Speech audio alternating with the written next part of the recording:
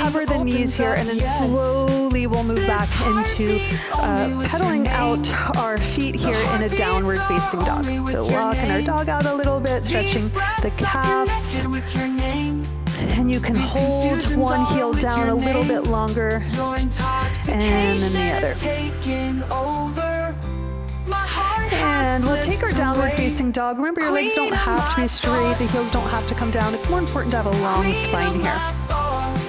On an inhale, we'll reach the right leg up and back. As you exhale, place the foot in between your hands, drop your back knee. You can always have those blocks here for support and balance if you like.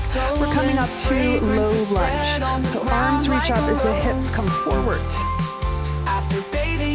Feel a nice stretch through the front of the left leg. And we'll add on a twist here. Left arm to the right knee, right arm behind us.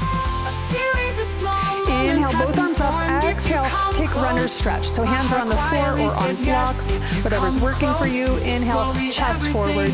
Exhale, fold. Just feeling the hamstrings stretch.